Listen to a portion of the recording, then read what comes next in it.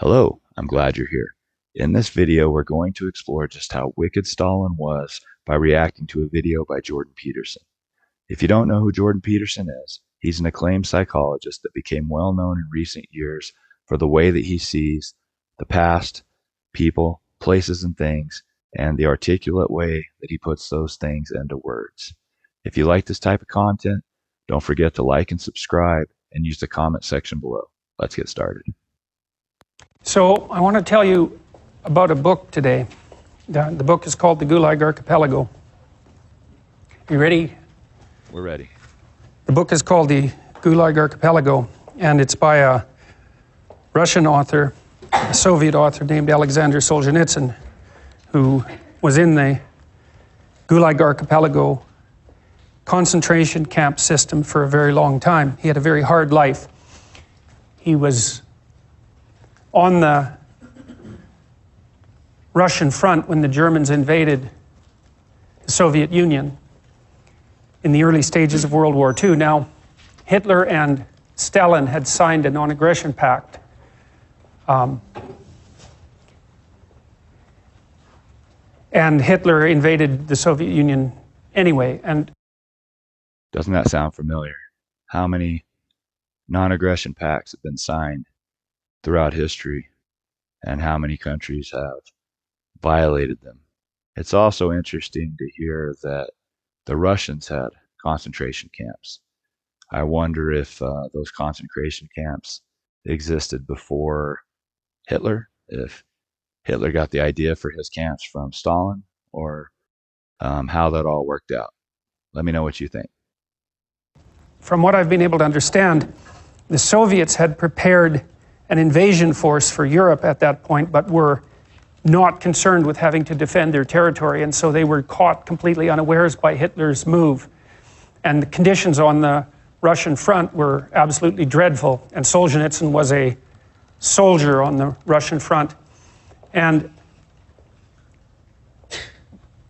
he wrote some letters to one of his friends, which were intercepted, complaining about the lack of preparation and using bitter, dark humor to describe the situation. And the consequences of that was that he was thrown into a work camp. The Soviet system relied on work camps, and so those were large labor camps of people who were essentially enslaved, many of whom were worked to death, often froze to death, working in conditions that were so dreadful that they're virtually unimaginable. Solzhenitsyn spent a very large number of years in these camps, sometimes in a more privileged camp because he was an educated man, and sometimes in worse camps. He also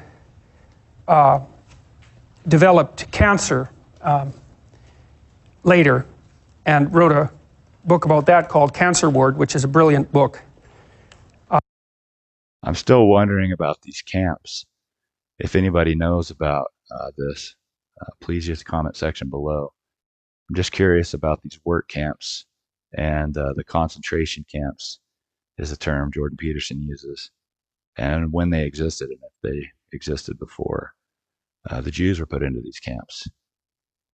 Let's get going. So he had a very hard life. There's just no way around that. To be on the front and then to be in a concentration camp and then to have cancer, that's pretty rough. Now, he wrote The Gulag Archipelago. He wrote a book called One Day in the Life of Ivan Denisovich first. That was published in the early 1960s. When there was a brief thaw, Stalin was pretty much out of the picture by the end of the 1950s. There's some indication that he was murdered by Khrushchev, and Khrushchev became premier of the Soviet Union after Stalin. And there's some indication perhaps that Stalin was either murdered by Khrushchev and a set of his cronies, or when he was very ill, just before he died, was not helped, at least wasn't provided with any medical attention because of the intervention of Khrushchev and his cronies. Now, there's some indication as well at that point that Stalin, who was an absolutely barbaric in every possible way you could imagine, was planning to start a third world war. And he was certainly capable of doing such things because he had already imprisoned or killed tens of millions of people. Now, just after Stalin died, there was a bit of a thaw in the Soviet Union with regards to internal repression. In the early 1960s, Solzhenitsyn published a book called One Day in the Life of Ivan Denisovich, which was a story about one day in the life, his life really, inside one of these so-called Gulag archipelago camps. Now, he called it the Gulag archipelago because an archipelago is a chain of islands. And so Solzhenitsyn likened the work camp system in the Soviet Union, which was made up of isolated camps distributed across the entire state. He likened that to a series of islands, and hence the metaphor. So on these work camps again, what's interesting about mentioning a third world war is that it's always about resources. And Russia, the Soviet Union, Russia even now, they have an enormous amount of land and they have the resources. China has the resources. Germany, Hitler had the resources, and certainly even more because he invaded Europe and wanted to invade much of the world.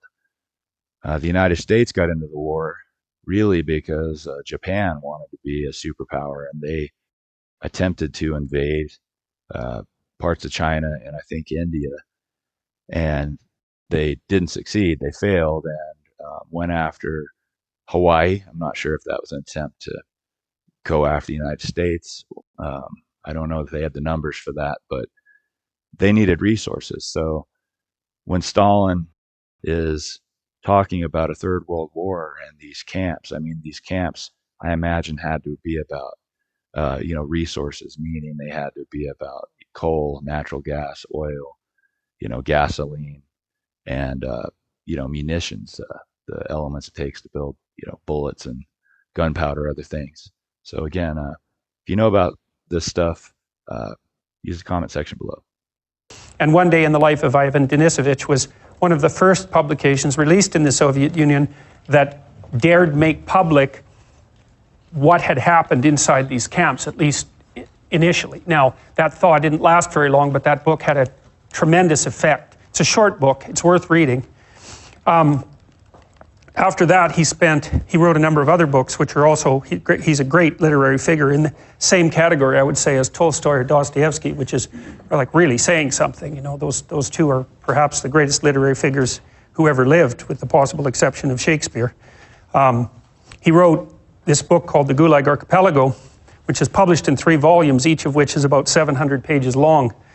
The first one details the origin of the oppressive Soviet system, at least in part under Lenin, and then its full-fledged implementation under Stalin, and the deaths of, Solzhenitsyn estimated the deaths in internal repression in the Soviet Union at something approximating 60 million between 1919 and 1959.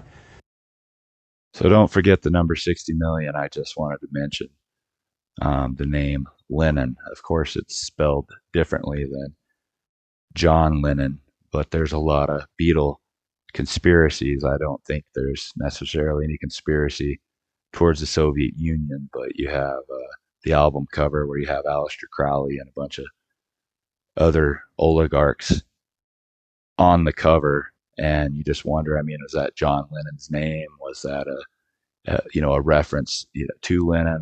I'm sure it's not. I'm just throwing that out there because it's an interesting talking point anytime you have a group of people, a band, a personality as big as they were. There's always these ideas out there. So I just wanted to mention the Lenin thing, but don't forget the 60 million number. These numbers become really relevant in a second. Now, that doesn't count the death toll in the Second World War, by the way. Now, people have disputed those figures, but they're certainly in the tens of millions, and the low-end bounds are probably 20 million, and the high-end bounds are nearer what Solzhenitsyn estimated. He also estimated that the same kind of internal repression in Maoist China cost 100 million lives, and so you can imagine that the genuine historical figures, again, are subject to dispute, but somewhere between 50 and 100 million people. And one of the things that's really surprising to me, and that I think is absolutely reprehensible, is the fact that this is not widespread knowledge among students in the West, any of this, and it's because your education, your historical education, if you started to describe it as appalling, you would barely scratch the surface. These were the most important events of the 20th century, and they're barely covered at all in standard historical curriculum. You know, if So when we talk about these topics, about what's shared in the standard curriculum,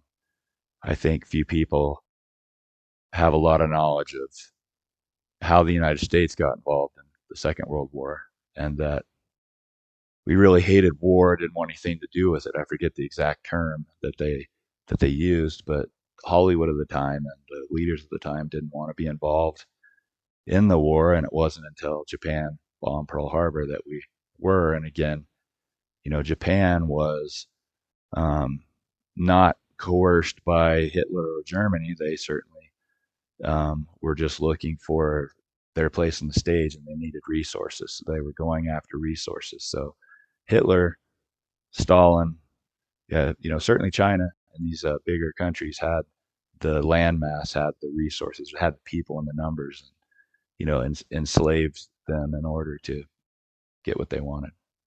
something, I would presume, about World War II and about the terrible situation in Nazi Germany and the death of 6 million gypsies and Jews and homosexuals in the concentration camps in Nazi Germany. But my experience with students has been that none of them know anything about what happened as a consequence of the repression of the radical left in the 20th century. And I believe the reason for that is that the communist system had extensive networks of admirers in the West, especially among intellectuals, and still, in fact, does, which is also equally reprehensible. This is a really interesting point to anybody that saw Oppenheimer, the movie, which again is based off a book, I believe, American Prometheus.